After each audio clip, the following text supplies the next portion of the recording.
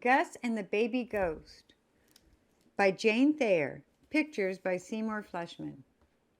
Gus the Ghost and Mr. Frizzle ran the Historical Museum. Gus at night, Mr. Frizzle during the day. Mr. Frizzle lived upstairs. Gus had an attic apartment. Cora the cat lived here and there, and Mouse the mouse had his own private quarters. Late one night, when Gus was in charge, Cora came in from the moonlight walk and said, "Baby ghost outside." Sure enough, a baby ghost wrapped in ghostly blanket lay on the step. "What do I do with it?" Gus cried. "Wah!" yelled Baby Ghost. "Feed," said Cora. Growing up, ghosts never get hungry, but baby ghosts often do. Gus carried the baby ghost in its blanket into the old-fashioned kitchen and found some milk. "Warm," advised Cora. Gus warmed the milk. "Bottle," said Cora. Gus made some ghostly remarks, and a baby's bottle appeared. "Wah!" yelled Baby Ghost. When the milk was gone, "Burp," advised Cora. Gus tossed Baby Ghost over his shoulder and patted until a bubble came up. "Wah!" "Change," directed Cora. Gus produced a clean diaper. "Coo," said Baby Ghost contentedly when the diaper was changed. "Sleepy," said Cora. Gus had just laid Baby Ghost in the antique cradle and covered it with an old paisley shawl when Mr. Frizzle came running downstairs with his bathrobe flying. "I thought I heard a baby," he cried. "Baby Ghost," corrected Gus. "Where?" yelled Mr. Frizzle. "Cradle," said Gus. The cradle looked empty to Frizzle, but he could see it was rocking gently. "What in thunder is it doing here?" he shouted. "Sleeping," said Gus. Mr. Frizzle, who had a terrible temper, began to shout and tell Gus he wanted to have a baby ghost in his museum. Gus began to shout back, not knowing what else to do. Cora went under the Boston rocker, and Mouse scurried into the wall. Baby Ghost waked up with all the noise and yelled, "Wah!" Cora yelled, "Meow!" Mouse snarled, "Shut up!" "Go to bed, Frizzle!" shouted Gus. Finally, Mr. Frizzle pounded upstairs. When he had gone, Gus sat down with a sigh of relief in the Boston rocker, and Cora leapt onto his lap. Gus rocked the cradle until Baby Ghost fell asleep. Gus understood how Mr. Frizzle felt. Frizzle was proud that many people came to see the museum, and he didn't want anything to frighten them. Gus kept out of the way, but a crying baby ghost might not. "I'll do something tomorrow," thought Gus. He fell asleep rocking the cradle. Baby Ghost slept, and Cora slept. Only Mouse whisked about busily, looking for a crumb of something. When daylight came, Gus warmed another bottle for Baby Ghost. "Bath," advised Cora. Gus got a baby's bathtub and filled it with warm ghostly water. Baby Ghost was so cute, splashing and happily gurgling, that Gus began to feel happy himself. When he had it all dry and smelling of ghostly talcum powder, he decided he would like to keep this little baby ghost. "But I can't keep it in my attic apartment," he told himself. "It has to sleep in the cradle. Besides, my ghostly bones are too old to run upstairs with bottles." He carried the baby ghost back to the old cradle. "Wah!" cried Baby Ghost, who was very hungry again. Down came Frizzle, filled with fury. "It's still here!" he cried. "Shh!" said Gus.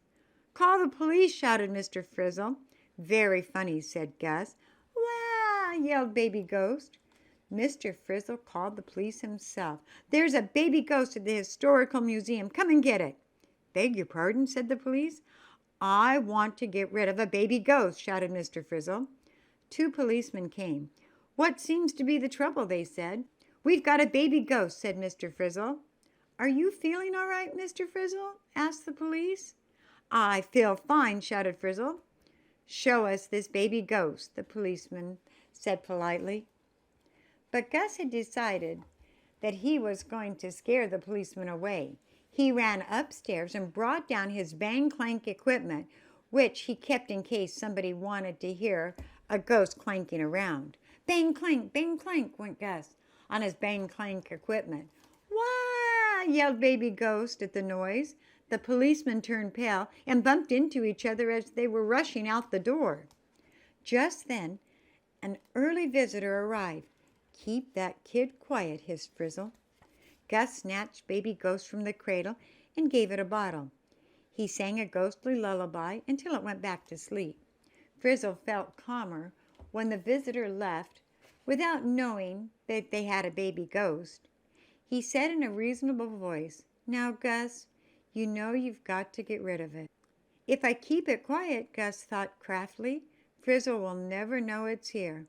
"Leave it to me, Frizzle," he said, and Mr. Frizzle went off reassured. Then Gus got a book on the care and feeding of Baby Ghost. He ordered milk from the milkman and put in a supply of baby food, ghostly diapers, and talcum powder to keep Baby Ghost comfy. He found a ghostly rattle and other toys to keep it amused. He oiled the antique music box so it played tinkly tunes that Baby Ghost liked to hear. Baby Ghost was content and didn't cry. One day Mr. Frizzle, who thought that the baby ghost was gone, happened to be passing the cradle when he heard a soft coo.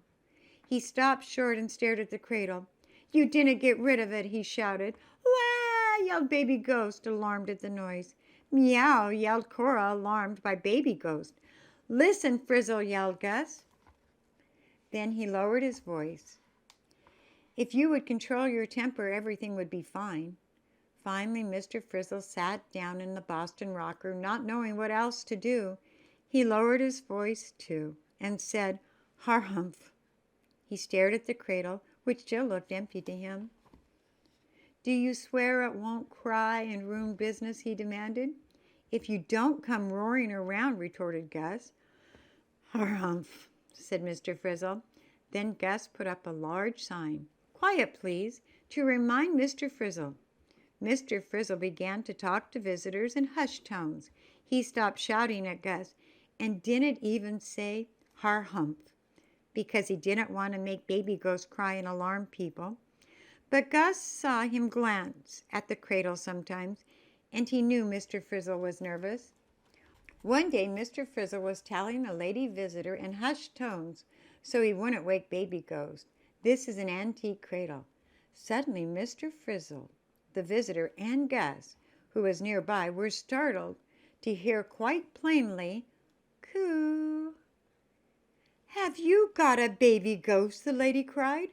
"Certainly not," cried Frizzle. "Oh, I wish you had a baby ghost," said the lady sadly. Frizzle looked at the lady in surprise.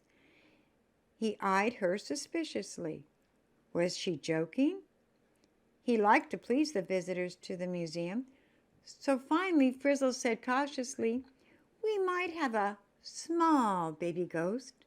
The lady rushed off to tell her friends that this wonderful, delightful historical museum had something very special, a real baby ghost. Soon crowds of people came, tiptoed in, and stood around waiting to hear the baby ghost in the antique cradle under the old paisley shawl say, "Coo."